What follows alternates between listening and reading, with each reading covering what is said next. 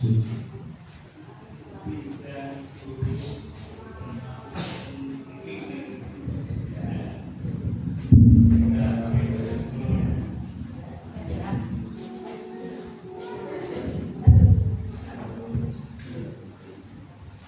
Bapak, saudara-saudari, anak-anak yang terkasih di dalam Tuhan Yesus, Shalom. Selamat pagi, apa kabar? Luar biasa. Syukur kepada Allah karena rahmat-Nya yang begitu besar kepada kita.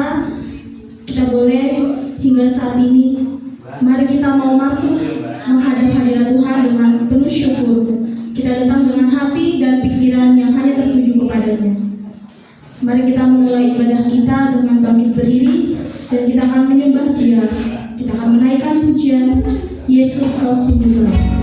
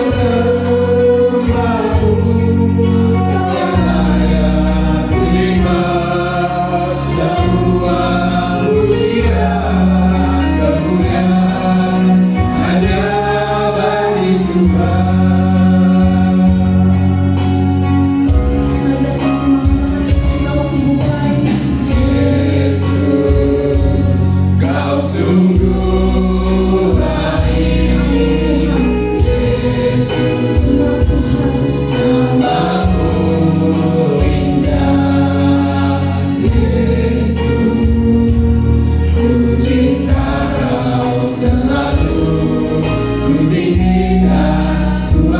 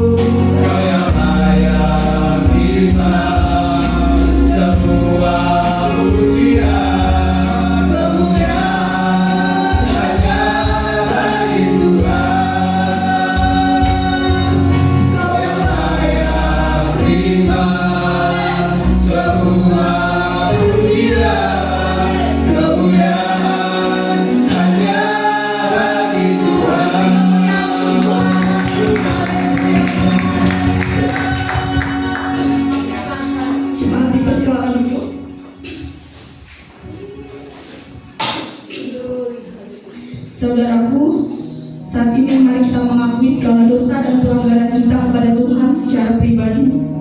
Mulai.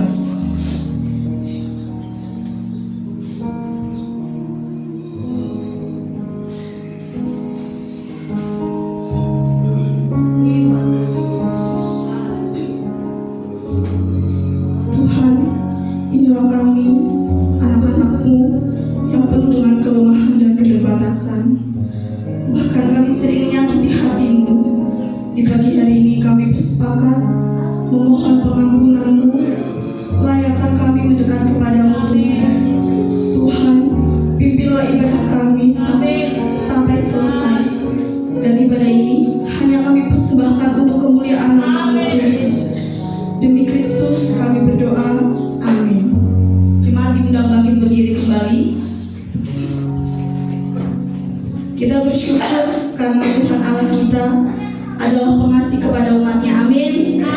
Kita akan mengucap bersama dalam Yesaya 54 ayat 10. Sebab biarpun gunung-gunung beranjak dan bukit-bukit bergoyang, tetapi kasih setiaku tidak akan beranjak daripadamu, dan perjanjian damaiku tidak akan bergoyang. Firman Tuhan yang mengasihi engkau. Amin. Mari kita berikan salam kepada kanan kiri depan belakang kita, lalu katakan damai Kristus besertamu. Damai Kristus besertamu. Damai Kristus besertamu.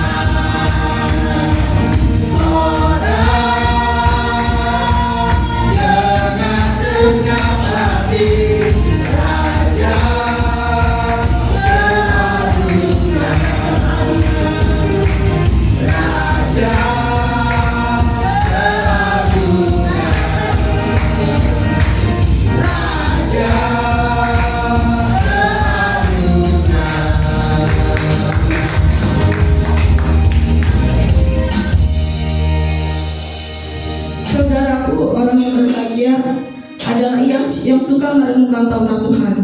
Ia seperti pohon yang ditanam di tepi aliran air. Hidupnya segar. Mari kita menyanyikan pujian Mazmur 1.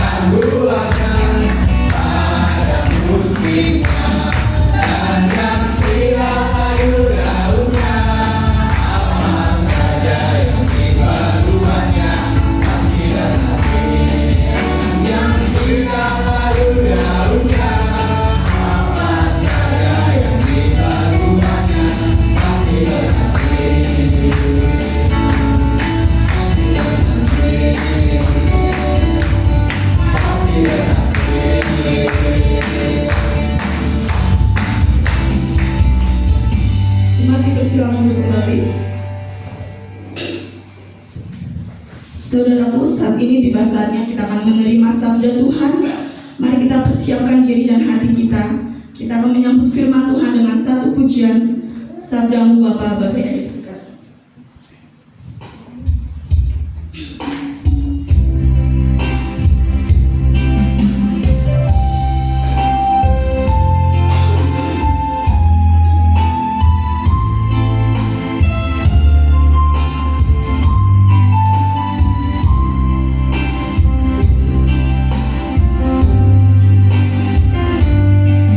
Sabdamu Bapa bagai air segar.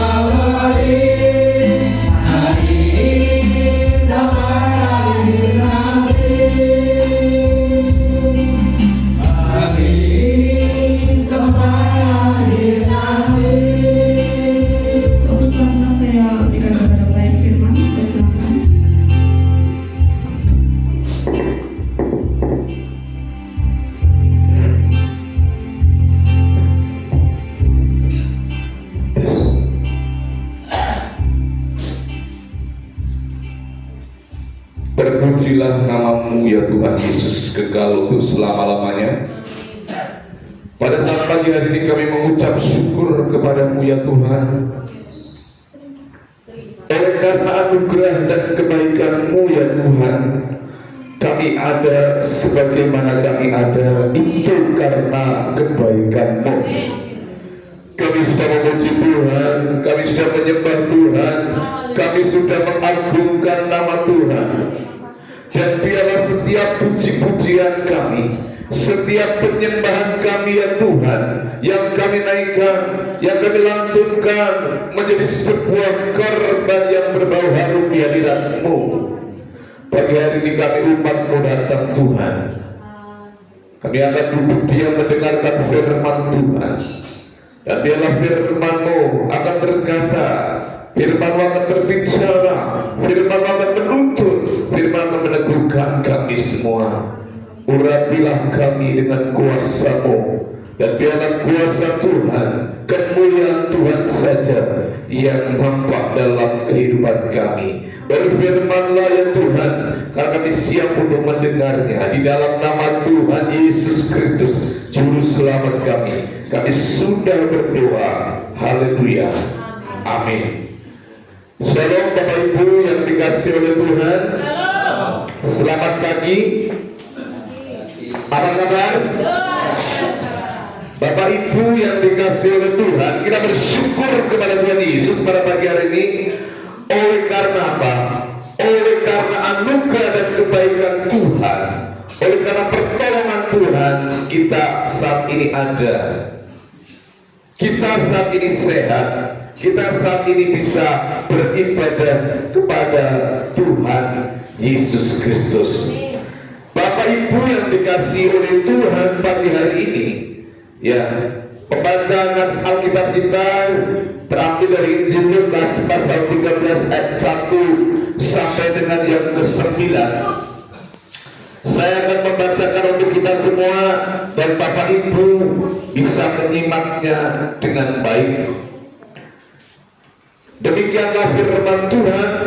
Pada waktu itu datanglah kepada Yesus beberapa orang membawa kabar tentang orang-orang Galilea yang darahnya dicampurkan Pilatus dengan darah korban yang mereka persembahkan. Yesus menjawab mereka, sangkamu orang-orang Galilea ini lebih besar dosanya daripada dosa semua orang Galilea yang lain, karena mereka mengalami nasib itu? Tidak, kataku kepadamu, tetapi jikalau kamu tidak bertobat, kamu semua akan binasa atas cara demikian. Atau sangkamu ke-18 orang yang mati ditimpa menara dekat Siloam, lebih besar kesalahannya daripada kesalahan semua orang lain yang diam di Yerusalem. Tidak, kataku kepadamu, tetapi jika kamu tidak bertobat, ya kamu semua akan binasa atas cara demikian. Lalu Yesus mengatakan perumpamaan ini. Seorang mempunyai pohon ara yang tumbuh di kebun anggurnya, dan ia datang untuk mencari buah pada pohon itu, tetapi ia tidak menemukannya. Lalu ia berkata kepada pengurus kebun anggur itu, sudah 3 tahun aku datang mencari buah pada pohon ara ini, dan aku tidak menemukannya. Tebanglah pohon ini. Untuk apa ia hidup di tanah ini dengan percuma? Jawab orang itu, Tuhan, biarkanlah dia tumbuh tahun ini lagi. Aku akan mencangkul tanah sekelilingnya dan memberi pupuk kepadanya. Mungkin tahun depan ia berbuah, jika tidak, tebanglah dia. Ya. Bertobat dan berbuah, itulah tema yang akan kita gumuli pada saat pagi ini. Bertobat dan berbuah. Saudara, Bapak Ibu dikasih oleh Tuhan, kalau sekedar hanya ingin menjadi orang baik, ya, saudara dan saya tidak perlu menjadi orang Kristen. Saya ulang, ya, kalau hanya sekedar mau jadi orang baik, saudara dan saya tidak perlu menjadi orang Kristen. Ya, karena apa, saudara? Di luar agama Kristen, bahkan di luar orang yang tidak beragama di sana, masih banyak orang yang lebih baik daripada orang-orang yang Kristen. Jadi kalau cuma mau jadi orang baik, gak perlu saudara dan saya jadi Kristen. Karena di luar orang Kristen banyak yang lebih baik karakternya, banyak yang lebih baik moralnya, banyak orang yang lebih jujur, ya, banyak orang yang lebih rendah hati, ya, saudara. Jadi kita melihat bahwa agama Kristen, ya, bukan untuk menjadikan orang itu sekedar baik. Maka saya dicatat sini, untuk menjadi orang Kristen baik yang selamat masuk surga harus bertobat dan percaya kepada Yesus Kristus sebagai Tuhan dan Juru Selamat secara pribadi. Amin. Bukan karena suami, bukan karena istri, bukan karena mujizat, bukan karena berkat, bukan karena yang lain-lain. Saudara, Bapak Ibu yang dikasihi oleh Tuhan, ya, dalam konteks Injil Lukas ini, ya, pasal 13:19 sedang menceritakan, ya, bagaimana, ya, pentingnya sebuah pertobatan, pentingnya sebuah hidup yang berbuah bagi kemuliaan nama Tuhan. Amin. Bertobat dan berbuah. Jadi pasti ini tidak bisa dilepaskan antara orang yang bertobat dan berbuah. Kita bisa melihat orang itu bertobat, ada buahnya enggak? Amin. Ini bagikan mata uang, saudara. Bapak Ibu dikasih Tuhan, kita harus menghidupi kehidupan kekristenan yang bertobat dan yang berbuah. Bapak Ibu yang dikasih oleh Tuhan, dalam konteks pembacaan kita tadi, ada orang yang datang kepada Tuhan, tetapi mereka mengajukan sebuah pertanyaan, dan pertanyaan pertanyaannya adalah pertanyaan yang bernuansa politis. Pertanyaan yang bernuansa politik. Saudara Bapak Ibu tadi sudah membaca bahwa ada orang-orang yang datang ya di dalam pembahasan tadi ya, datang kepada Yesus untuk bertanya ya, menjebak Tuhan Yesus ya. Orang Galilea mereka adalah orang-orang yang dikatakan mati mengenaskan. Ada beberapa orang yang datang kepada Yesus, ya datang ya mempertanyakan ya, ada orang-orang di Galilea yang mati dengan cara mengenaskan, darahnya dicampurkan dengan darah korban oleh Pilatus ya. Saudara, nampaknya mereka adalah orang-orang yang mungkin mencari sebuah pencerahan kepada Yesus. Kelihatannya bertanya mencari pencerahan, kelihatannya pertanyaannya yang begitu baik. Tetapi pertanyaan ini adalah pertanyaan yang bersifat menjebak Tuhan Yesus. Pertanyaan yang bernuansa politik. Sehingga Tuhan Yesus bukan tidak tahu politik, bukan orang yang buta politik, bukan. Dia tahu situasi, kondisi, keadaan yang berkembang saat itu di Yerusalem. Tetapi dia datang bukan untuk mendirikan partai politik atau mendirikan agama ke dalam dunia, tapi dia datang dari surga, ingin ya menyelamatkan umat manusia dari dosa. Amin. Jadi Yesus tahu tentang politik, paham tentang politik, dia ngerti situasi itu, tapi dia tidak mau terjebak dengan pertanyaan-pertanyaan yang bernuansa politik. Yesus tidak mau terjebak. Saudara, sekali lagi, Yesus yang memilih untuk berkata-kata dengan hikmat, memberi jawaban dengan teologis, ya, memberi jawaban dengan baik, dengan benar.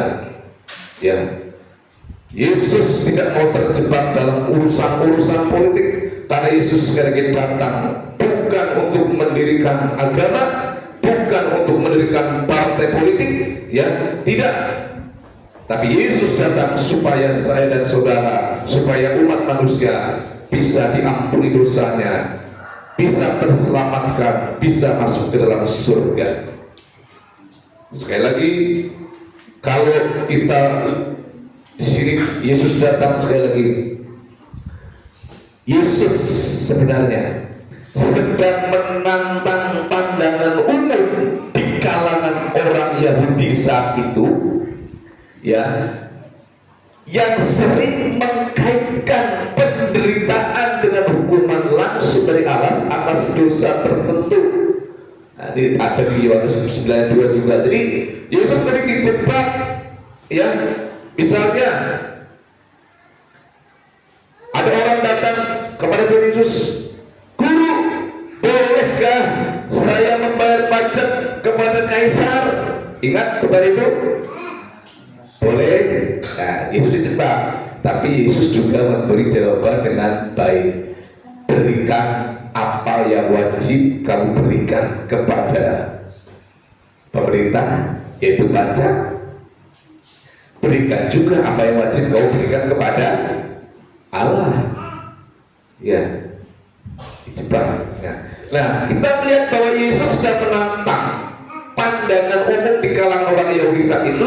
Yesus ya sering mengkaitkan, orang-orang yang mengkaitkan bahwa penderitaan orang ini mati di Galilea dengan mengenaskan, berarti orang ini dosanya banyak. Sampai situ dulu ya.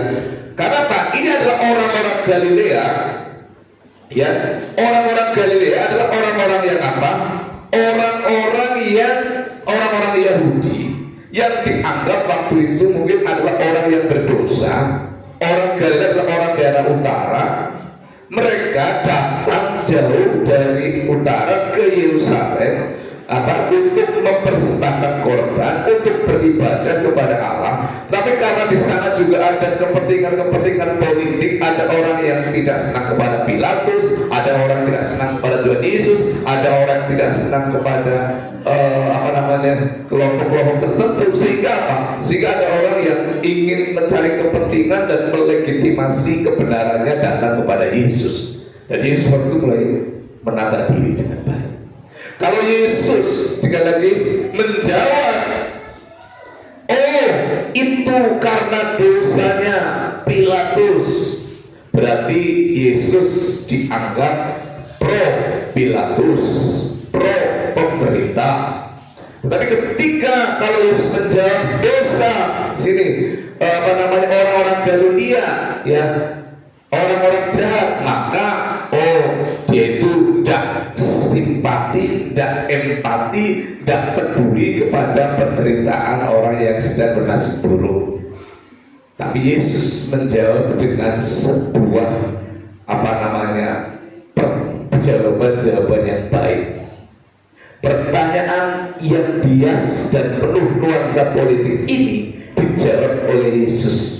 Sangkamu orang-orang Galilea ini lebih besar dosanya daripada dosa semua orang Galilea yang lain? Ya, dikatakan karena mereka mengalami nasib itu, nasib buruk, ya. Jadi orang beribadah karena mereka mengalami nasib buruk, ya. Karena mereka beribadah, datang membawa persembahan yang ke Galilea, tapi malah dibunuh oleh Pilatus. Ini kan menjadi sebuah pertanyaan. Orang ibadah, orang datang ke bait Allah, malah bernasib sial, ya kan? Ya kan? Orang datang dengan tujuan baik, orang datang dengan hati yang tulus, orang datang dengan hati yang ikhlas, datang ke rumah Tuhan, ke Yerusalem beribadah, tapi bernasib sial. Kok malah dibunuh? Kok malah dipateni dan dipenggal? Waktu itu Pilatus memang sangat-sangat luar biasa, ya, menganiaya orang Kristen. Dan darah orang-orang Galilea ini setelah mereka dipukuli, dianiaya dan dibunuh, darahnya tercurah, diambil, dicampur dengan darah persembahan yang akan dipersembahkan kepada Tuhan di bait Allah itu waktu itu.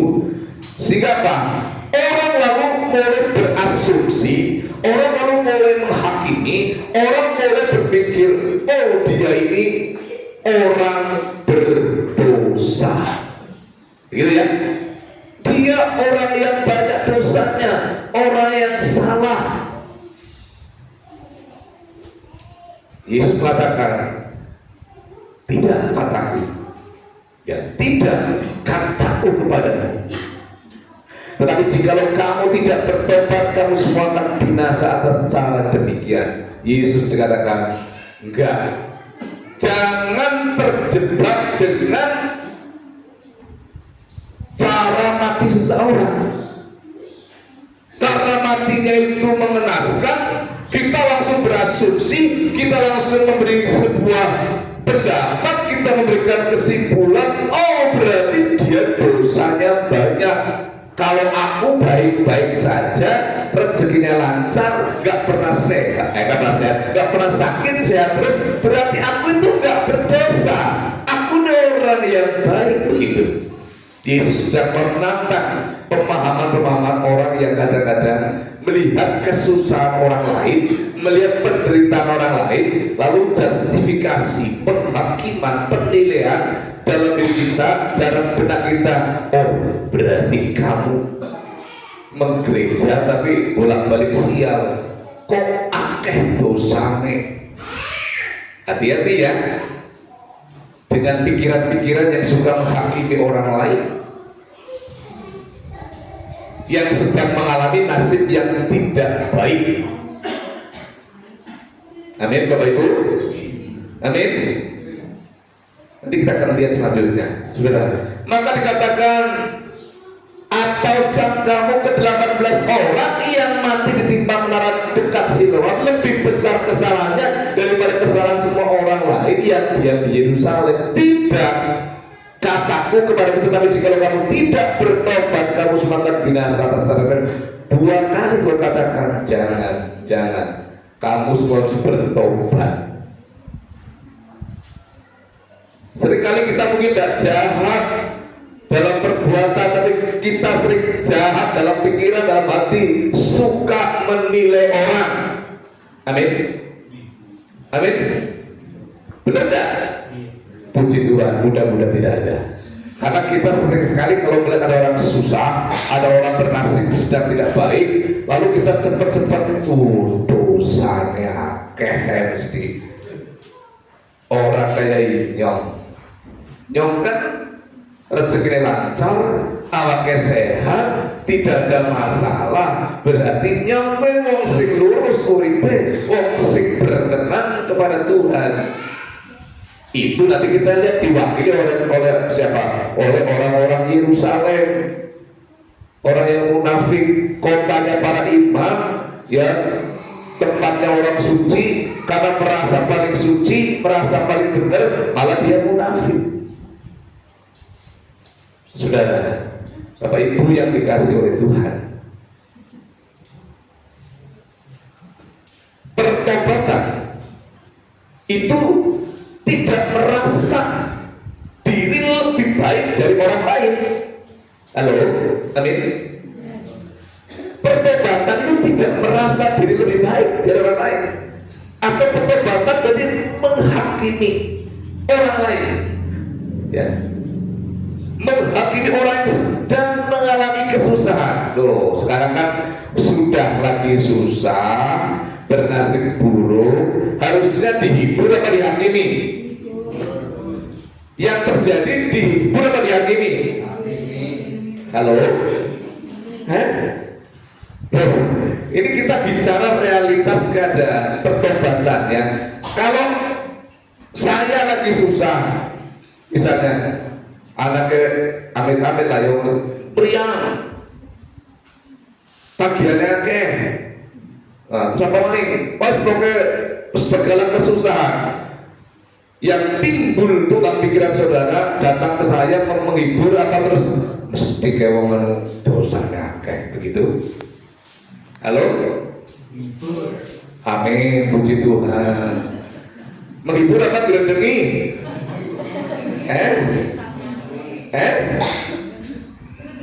Gerendengi lah ya. Mulai, saudara, itu bukan sifat orang Kristen yang bertobat. Halo jemaah, bagaimana Bapak Ibu? Ya, hiburlah orang yang sedang terpuruk. Amin. Hiburlah orang yang sedang mengalami nasib yang tidak baik. Walaupun mungkin berdosa, tapi bukan kita hakimnya, bukan kita yang sedang ngurusi gitu kan. Amin. Ya, hiburlah, kuatkanlah orang yang sedang susah, malah dihakimi, dicap kurang beriman, dilabel, wah sudah melakukan kesalahan yang fatal mungkin. Kuatkan mereka seperti Tuhan Yesus. Amin. Yuk kita belajar. Kalau teman-teman kita yang mengalami kesusahan, hibur mereka. Amin. Aja malah tambah apa? Tambah dibumboni, dihakimi, dipojokkan, kasihan. Dia sedang butuh teman. Amin. Hibur, ya, bukan dihakimi.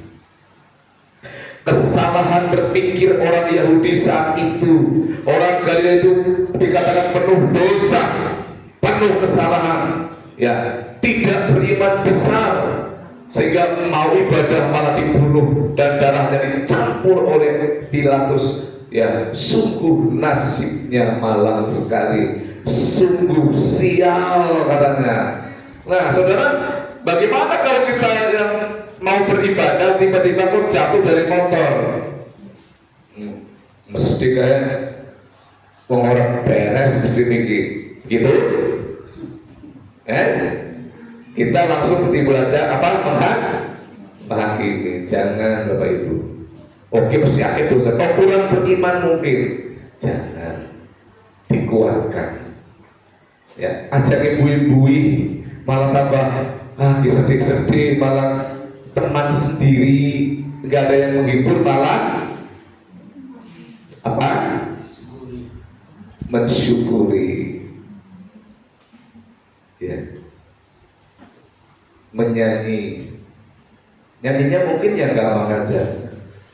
Pernahkah kau dengarkan burung-burung bernyanyi? Pernahkah kau dengarkan dia tertawa? Dia jawab, ya. Tawa dan tangisnya ku dengar sama merdunya. Ataukah aku yang tak tahu senandungnya, misalnya. Tapi dia bilang ada kalimat yang sangat itu bukan saya, dikatakan bahwa tawa dan tangis itu dan seterusnya, mengatakan bahwa kita harus menerima, katanya, nasib yang ada dari lagu itu. Nasib dalam tanda petik keadaan yang sedang terjadi. Jangan menilai orang dari cara matinya, tapi dari cara hidupnya. Amin. Hati-hati, pematine ketabrak motor berarti dosane akeh. Kayak matine apalagi jatuh dari pohon kelapa berarti salah akeh. Cara mati seseorang tidak menentukan orang itu jahat atau tidak, karena kita tidak pernah bisa meminta cara mati kita dengan cara yang bagaimana. Amin. Bisa ada kita minta, kalau bisa minta, Tuhan nek aku mati ya nang omah bae, punya sedikit meriang aja repoti, kan begitu ya. Tapi kan kita tidak bisa minta cara mati kita, ya. Bapak Ibu yang kasih Tuhan. Nah, jadi ini ada sedikit kisah. Bisa baca Bapak Ibu? Ini apa bacanya? Apa? Ini gini kenapa? Sama-sama geng kan? Ya kan? Saya pakai pendeta aja, jangan pakai jemaat. Kalau jemaat kan pendeta aja, supaya kalau jelek ya pendeta. Sudah, ini geng apa? Ini geng. Ini kan beda, sama-sama geng kan? Nah kalau geng pendeta itu apa?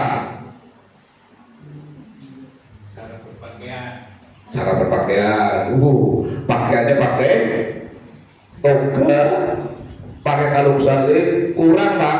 Lihat kalau salib nih. Ini ada satu lagi di sini, saya menggendong di belakang. Kalau ini pendeta apa? Wah, ini ada tatonya ya, mantap kan? Ada tatonya. Gambar apa ya? Tengkorak. Masa gambar tomat lah, nggak mungkin. Masa preman kok tatonya bawa tomat, ceri, lalu juga kan preman apa itu gitu kan? Nah, rambutnya begini lah kayak makan seblak level berapa gitu, jegrang gitu kan, wah sini keren ya. Tapi yang saya mau katakan bagi pendeta, ini kita lihat bahwa banyak pendeta yang mewakili orang Kristen gitu aja. Kalau ada temannya susah, kalau ada temannya lagi menderita, temannya berhasil buruk, minta tolong, ya terus orang itu datang bilang apa? Kamu sih tidak berdoa, kamu sih kurang iman, kamu sih. Contoh nih saya, kasihan saya kadang-kadang kalau pendeta yang sudah susah, miskin, malah dipojok-pojokin, katanya kurang puasa, kurang doa, kurang beriman. Pak, saya itu malah untuk butuh didoakan dan dibantu, bukan dihakimi. Ini pendeta ya. Jadi pendeta kalau melihat orang pendeta lain susah itu malah kayaknya, wah isinya bukan menolong tapi malah memojokkan. Kamu sih gak ngajarin jemaatnya untuk perpuluhan. Lihat tuh, saya kan enak karena saya ajari jemaatnya perpuluhan beri semua. Malah menghakimi gitu-gitu lah. Kamu sih dan sebagainya. Ya. Itu contoh pendeta, kalau contoh orang Kristen itu kayak pendeta. Jadi,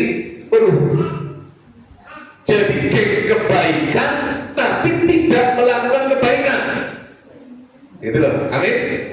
Ya, gitu. Nah ini tapi kalau geng preman, dia setia kawan.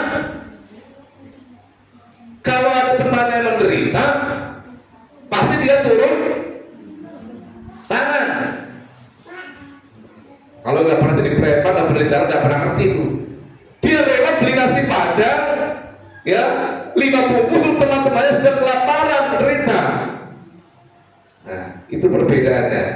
Jadi ini hati-hati, jangan sampai kita ini dikatakan kurang gengnya kebaikan, tapi nggak melakukan kebaikan, tapi malah gengnya kejahatan, melakukan itu contoh aja untuk memudahkan bahwa orang bertobat itu bukan dari penampilannya, amin, tapi dari kehidupannya.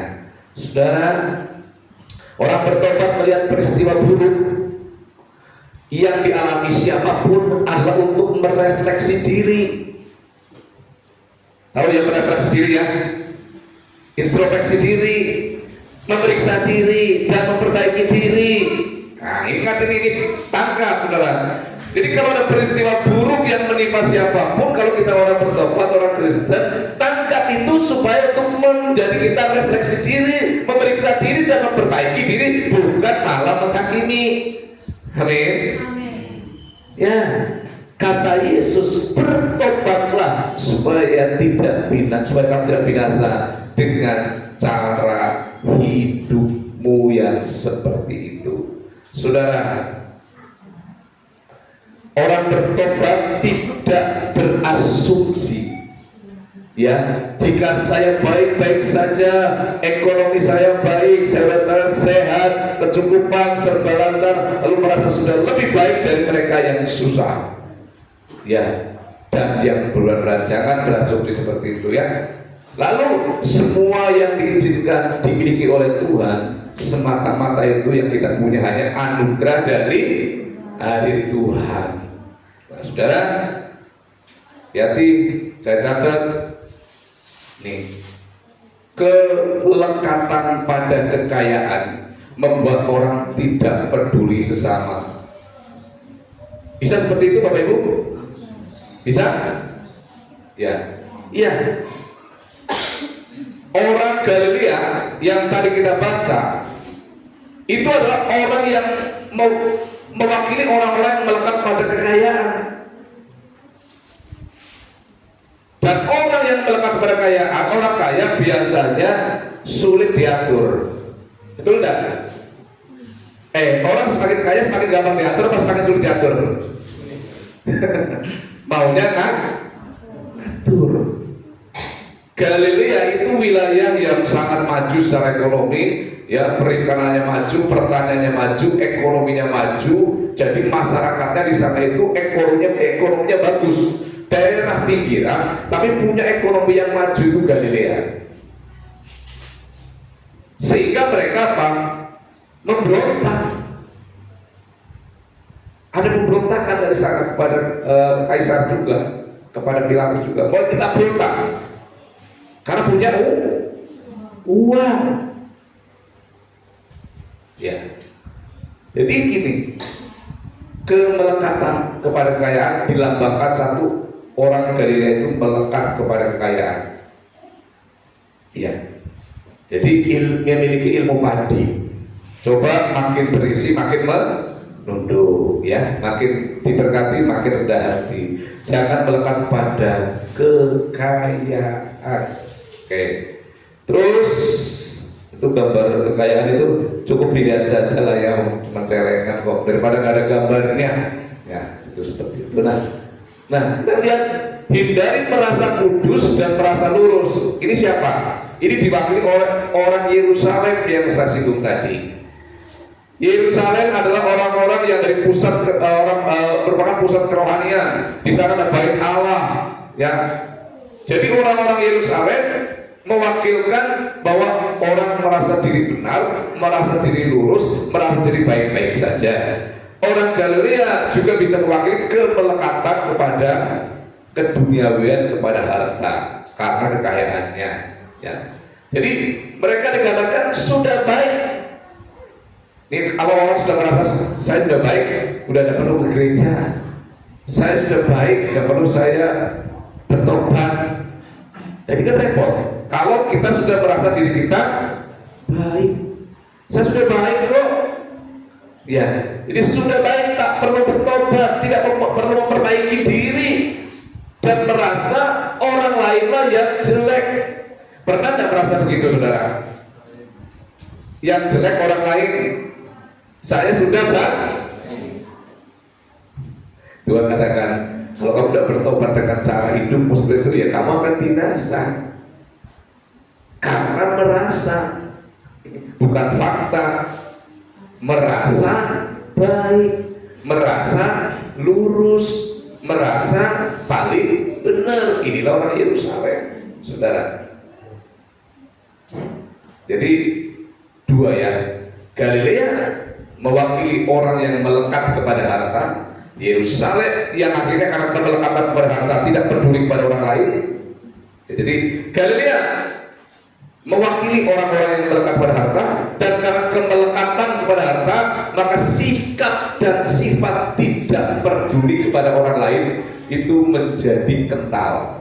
Lalu Yerusalem adalah mewakili orang-orang yang ada dalam pusat keagamaan, yang rohaninya baik, yang ada baik Allahnya. Dia merasa diri lebih baik, merasa diri lebih lurus, dan suka menghakimi, dan dia munafik. Lengkap kan? Adakah mungkin hal-hal itu terjadi dalam hidup kita? Ya saya tidak tahu. Ya, perlu ada dorongan untuk setiap kita untuk bisa berubah dan berbuah. Perlu ada dorongan dari mana? Dari pendeta? Dorongan dari siapa? Dari orang tua? Bisa aja. Tapi perlu ada dorongan, mendorong. Ini kan gambar mendorong. Ada dorongan. Ada dorongan untuk setiap kita bisa berubah dan berbuah. Berubah dan berbuah. Kenapa sih orang-orang sekarang anti agama? Mending gak usah beragama. Ada sebuah pertanyaan seperti itu. Kenapa sih malah agama jadi sumber konflik? Agama jadi sumber permusuhan dan perpecahan. Saya catat secara singkat, karena orang beragama itu yang membuat menjadi agama itu tidak baik. Agama baik, semua agama baik. Tapi kenapa orang jadi mereka tidak simpatikan agama? Pertama itu orang anak-anak tidak tertarik karena agama sudah dijadikan sebuah tujuan politik, dipakai sebagai alat politik. Hati-hati ketika agama sudah campur dengan politik, dipakai untuk politik, agama jadi nggak menarik. Karena dalamnya punya tujuan-tujuan yang tidak baik dan pasti ada yang dikorbankan. Kedua, agama dijadikan jimat. Agama dijadikan jimat, datang ke pendeta, datang ke gereja, beribadah supaya diberkati, didoakan, lalu gereja dijadikan sebuah gunung kemukus. Supaya apa? Kalau saya di gereja diberkati Tuhan, hidupnya sukses dan berhasil. Ini kan kesalahan agama. Datang beragama, datang beribadah kepada Tuhan, tapi dengan tujuan politik. Datang beribadah, beragama, tapi menjadikan agama itu jimat. Kalau nggak diberkati, terus kita mutu. Loh, ya ngapain saya ke gereja? Saya nggak diberkati. Nah, kan menjadikan sebuah agama itu jimat. Datang Pak Pendeta doakan saya punya utang 1 miliar, ya biar nanti dilunasi oleh Tuhan. Saya yakin pasti ini kalau didoakan Pendeta pasti ditolong Tuhan. Tapi ternyata tidak ditolong. Berarti ini saya harus cari pertolongan ke yang lain, karena agama dijadikan sebuah jimat. Yang ketiga, agama dijadikan sebuah aturan-aturan hukum yang harus dilakukan dan yang harus tidak dilakukan. Orang jenuh karena isinya syariat. Nah, kembali ke dorongan. Pertama, yang mendorong kita untuk bisa berubah dan berbuah adalah ini, memento mori, bahasa Latinnya. Artinya apa? Kita ini ada waktu expired, saudara. Kita akan mati gitu loh. Jadi berubahlah. Amin. Nah, kalau kita tahu di kulkas kita punya sosis, kurang 2 hari lagi, sehari lagi mau expired, lalu apa yang kita lakukan? Cepat-cepat diolah biar tidak mubazir. Kalau kita tahu bahwa hidup kita akan expired, hidup kita akan sebentar akan berakhir, kita nggak ngerti besok apa, tentu kita akan itu menjadi dorongan untuk kita berubah diri dan kita berubah. Tapi kalau kita punya kesadaran bahwa hidup kita akan berakhir, nggak akan ada kita berusaha untuk berubah dan berbuah, karena merasa hidup saya masih lama. Dulu ada orang dari Jogja mau main ke tempat saya sini, teman-teman pendeta. Saya mau mampir ya Pak Pendeta, oke. Maka saya terdorong untuk bersih-bersih rumah, bersih-bersih kamar mandi, bersih-bersih halaman, supaya kelihatan Apa yang mendorong saya bersih-bersih? Karena ada teman mau datang. Itu kan dorongan namanya, mendorong. Jadi saudara, apa yang mendorong kita untuk kita berubah dan berbuah? Kehidupan kita akan berakhir entah nanti, entah besok, entah lusa. Yang jelas gak ada yang 200 tahun. Amin. Kalau kesadaran ini tidak ada dalam diri kita, sampai kapanpun kita tidak akan berubah dan tidak akan berbuah. Kalau nggak ada kesadaran, karena dia mendorong. Ya. Makanya semua ada karena bertobat, menata diri. Ayo kita bertobat, menata diri. Ya, gunakan kesempatan untuk berbuah, gunakan waktu untuk sebaik-baiknya. Oh, aku masih muda, gagah, orang tahu meriang nih, jadi hidup saya masih lama. Ya itu kan asumsi kita, pendapat kita. Tapi ingat, saudara saya akan berakhir hidupnya. Ya, ada waktu. Ya. Yang kedua, terakhir adalah ingatlah pohon ara yang tidak berbuah tadi. Kalau tidak berbuah, diapakan? Percuma kamu hidup di tanah ini kalau kamu tidak berbuah. Sudah 3 tahun katanya aku menantikan buah dari pohon ara ini, tapi aku tidak mendapatnya. Si pemilik dia katakan tebang saja, tetapi oleh karena kebaikan si perawat kebun anggur itu, dia meminta dispensasi kepada sang pemilik. Sang pemilik itu adalah Bapa, sang perawat itu adalah Tuhan Yesus. Dia minta dispensasi, tolong jangan ditebang dulu, saya akan pupuk, saya akan rawat, beri kesempatan 1 tahun lagi, siapa tahu tahun depan bisa berbuah. Kalau tahun depan tidak berbuah, silahkan tebang saja. Untuk apa dia hidup di kebun anggurku? Artinya yang mendorong kita untuk kita berubah dan berbuah satu, kita ini akan mati, sadar kita akan berakhir hidupnya. Amin. Yang kedua, yang mendorong kita untuk berubah dan berbuah adalah hidup ini kemurahan Tuhan, dispensasi Tuhan. Tadi katakan tunggu, ya tunggu. Tuhan masih berbaik hati, memberikan kita kesempatan untuk hidup supaya apa? Berubah dan berbuah. Amin. Tapi kalau ditunggu dinanti tidak berubah, tebang yang lebam, yang punya kehidupan. Kiranya kita ini ya tidak seperti dalam perumpamaan tersebut pohon ara yang tidak berbuah. Ingat, saudara sehat itu kemurahan Tuhan. Amin. Saudara bisa kerja, itu kemurahan Tuhan, itu dispensasi. Dispensasi itu apa? Karena tadi diajukan, seharusnya sudah diharusnya ditebang, tapi Tuhan Cipraat bilang jangan, kasih kesempatan. Ini loh, berarti Tuhan sedang memberi kesempatan, mau berubah atau tidak ada di dalam diri kita masing-masing. Amin. Sudah berapa tahun saya menjadi orang percaya?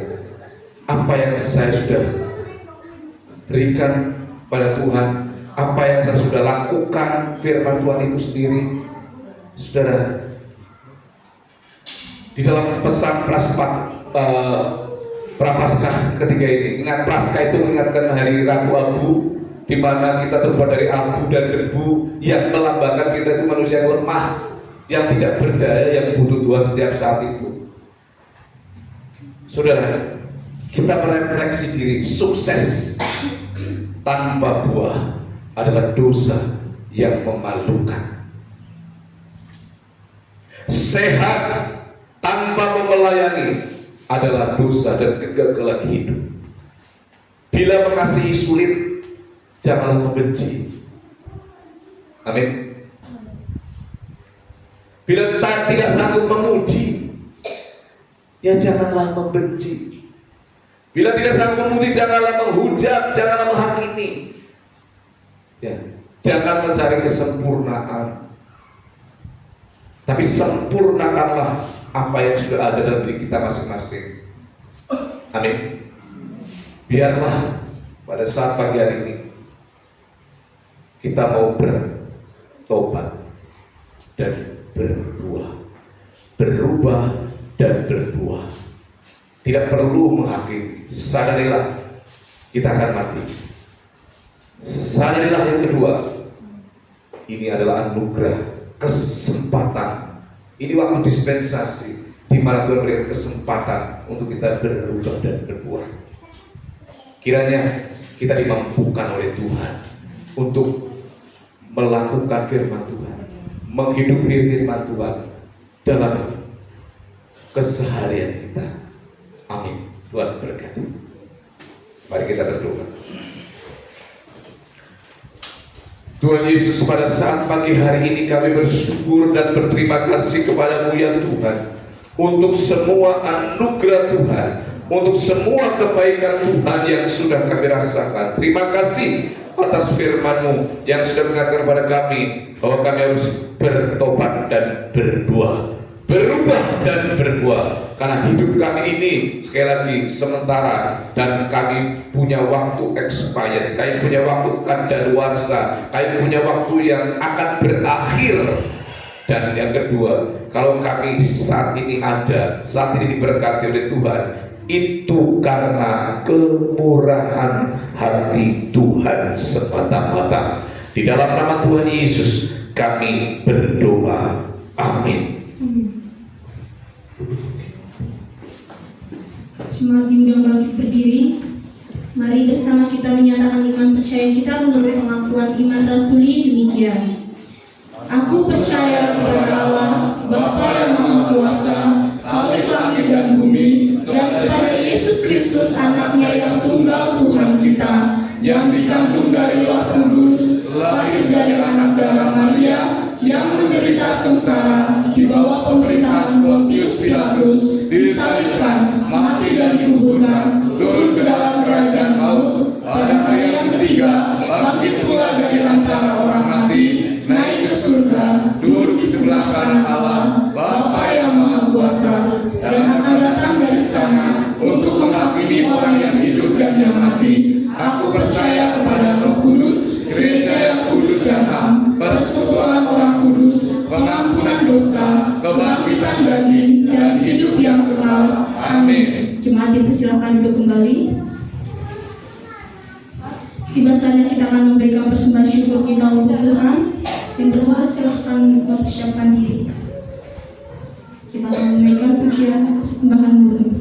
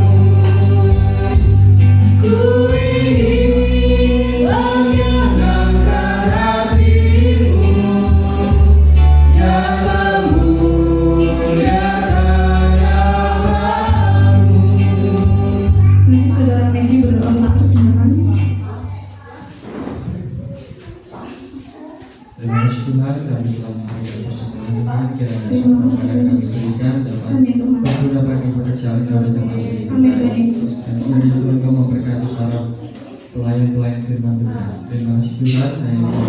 Tuhan Yesus Kristus, Tuhan kami berdoa. Haleluya. Amin. Terima kasih buat Bapak Ibu Saudara semua yang telah memberikan persembahan. Kiranya Tuhan kembalikan berlipat kali selanjutnya di firman. Amin. Tiba saatnya kita akan mendengarkan warta gereja untuk 1 minggu ke depan.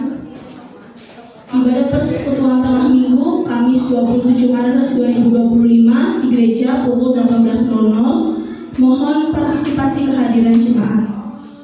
Ibadah remaja Sabtu 29 Maret 2025 di gereja pukul 18.00. Ayo teman-teman remaja kita datang untuk beribadah. Pelayanan kebaktian umum Minggu 30 Maret 2025 pukul 8.00. WL-nya Natalia, singernya Ius dan Diva, asyirnya Bapak Ibu Sabtono, LCD-nya Asan. Tahukah kita, gereja kita sedang bergumul untuk pembaruan sound system yang sudah sering error. Oleh sebab itu, uang yang Bapak atau Ibu atau Saudara berikan di kotak kas gereja nantinya akan diperuntukkan untuk pembelian sound system yang baru. Mari kita bersama menabur. Tuhan memberkati. Selanjutnya doa syafaat dan doa berkat dari Bapak Gembala.